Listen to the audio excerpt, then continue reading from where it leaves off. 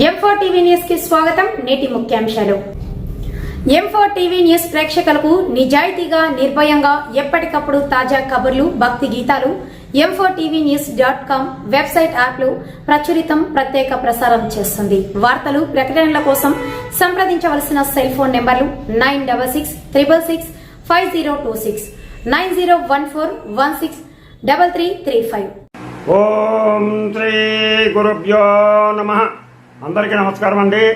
ఈరోజు మనం ఉత్తరాఖండ 28వ భాగం తెలుసుకుందాం. ముందుగా గణేశ్వర ప్రార్థన. శుక్లాంబరధరం విష్ణుం శశివర్ణం చతుర్భుజం ప్రసన్నవదనం ఛాయే సర్వవిఘ్నోపశాంతయే.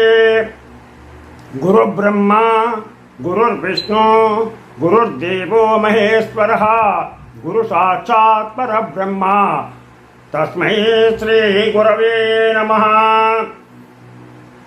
శ్రీరామ రామ రామేతి రమే రామ మనోరమే సహస్రనామ తత్తుల్యం శ్రీరామ నామ వరాననే. శ్రీరామ జయ రామ జయ జయ రామ శ్రీరామ జయ రామ జయ జయ జయ జయ రామ. హరి ఓం. ఉత్తరాఖండ 28వ భాగం ఈరోజు మీకు వినిపిస్తాను. అలాగా ఆ సమయమున మిక్కిలి బలవంతులకు మేఘనాథుడు వారినందరినీ వెనుకకు తిరుగుడని చెప్పి మహిమగలతయు కాల గమనమునైన రథముపై అగ్ని యోనున్నట్లు కాంతితో ప్రకాశించు శత్రు సైన్యములను ధైర్యముతో తాకక వారిని చూచి దేవకోటి భయముతో పారిపోయెను. ఇంద్రుడును తన సేనల అవస్థను చూచి వారినందరినీ గొంతెత్తి పిలిచి ఇట్లనను, దేవతలారా, మగతనములను విడిచి పారిపోవడు తగున. మరుడు యుద్ధమునందు భగవానుని తెగవేయుటకు నా కుమారుడు ఎదుర్కొంటున్నాడు. ఇదిగో చూడుడనగా దేవతలు సూర్యుడు సచీతనయుడు అయిన జయంతుడని వాడు రావణాసుర పుత్రులను తాకుడు చూచి ధైర్యము పొందిన వారై తాము కూడా సహాయపడగా యుద్ధము అతి ఘోరమయ్యొప్పెను. రావణీయును ఇంద్రపుత్రులను పట్టుదలను బలమును కోల్పోక ఇద్దరును సరిగా పోరిరి. మందోదరి పుత్రుడు క్రూరమైన బాణములతో జయంతుని సారథియు మాతలి పుత్రుడునైన గోముకుడును సారథను నొప్పింపగా బలవంతులకు జయంతుడు అట్లే చేసి మేఘనాథుని తీవ్రమైన బాణ సమూహములతో నొప్పింపగా వీరుడైన ఆ రాక్షసుడును అట్లే జయంతుడు నొప్పించను. అంతటితో విలువక మాయచే యుద్ధభూమి యందు చిమ్మ చీకట్లు క్రమ్మునట్లు చేసి ప్రాతములు, పెద్ద గదలు మొదలైన ఆయుధములను ముసురు పట్టిన విధముగా కురిపించి పర్వత కోటలను శత్రుసేనలు భయమందునట్లు వేసెను. మాయ చీకటి చేత ఉభయ పక్షముల వారును మోహితుల గురిచే రాక్షసులను దేవతలను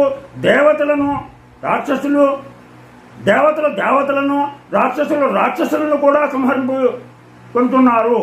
చీకటి దట్టముగా నుంచే జయంతుడు ఎచ్చటను కానక దేవతా సంగములు నిశ్చేష్టులయ్యను.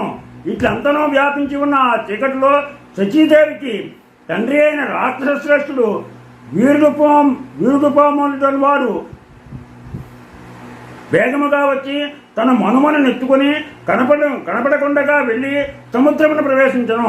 దేవతలచ్చట ఇంద్రపుత్రుని కానక మహా దుఃఖముచే సంతోషములను విడిచిన వారై భయముతో నిల్వజాలక చెల్లా చెదరై వెళ్ళగా ఆ మేఘనాథుడు గొప్ప సైన్యముతో కూడినవాడై ఓ అని అరుచుచూ వారు వెనుకబడి తరమచెచ్చను. ఇంద్రుడు తన పుత్రుడచ్చట కనపడకుండా చూచి దేవతలు కలవరపాటు చెందుతూ చూచి ఇంద్రుడు వేగముగా రథమును తమ్మని ఆజ్ఞాపింపగా మాతలి అట్లే చేయగా ఇంద్రుడు యుద్ధమునకు తరలి వెళ్ళెను. మెరుపులతో కూడిన మేఘ సమూహము గర్జనలు చేయుచు వాయు ప్రేరితమై ముందు నడిచెను. అప్సరశస్త్రులు నాట్యములు చేయదొడిగిరి. ఇంపుగా వాయిద్యములు గంధర్వ సంఘములు మ్రోగించిరి.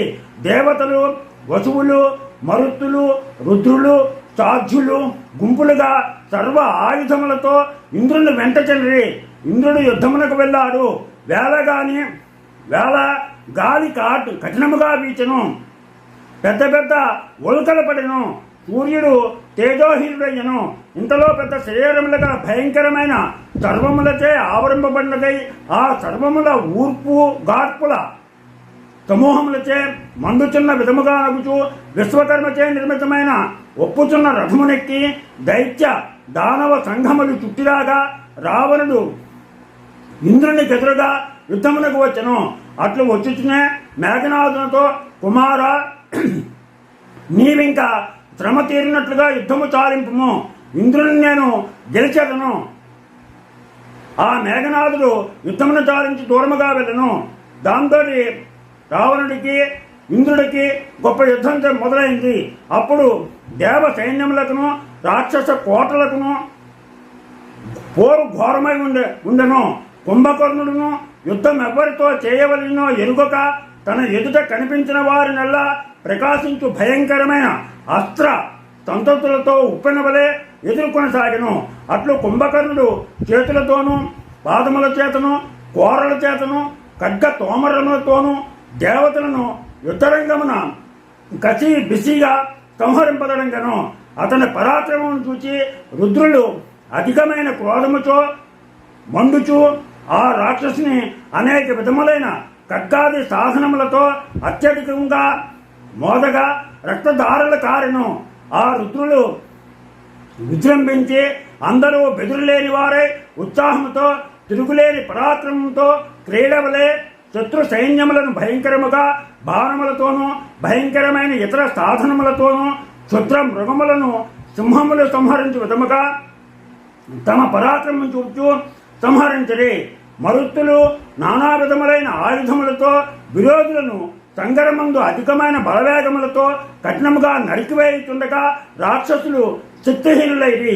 కాళ్ళు చేతులు తెగి నేలపడిన వారు, వాహనములతో కూడా వ్రాలిపోవారు, రథములు, ఏనుగులు, గుర్రములు, గాడిదలు, సర్పములు, ఒంటెలను, మొసళ్లను, పందులను కౌగిలించుకొని చచ్చినట్లే ఉండువారును, నిలబడిన వారులై అట్లే చచ్చువారును, నిశ్చేష్టులై కొయ్యబారిన వారును అయి ఉండగా ఆ యుద్ధము చిత్ర రచనల వలె ఉండను.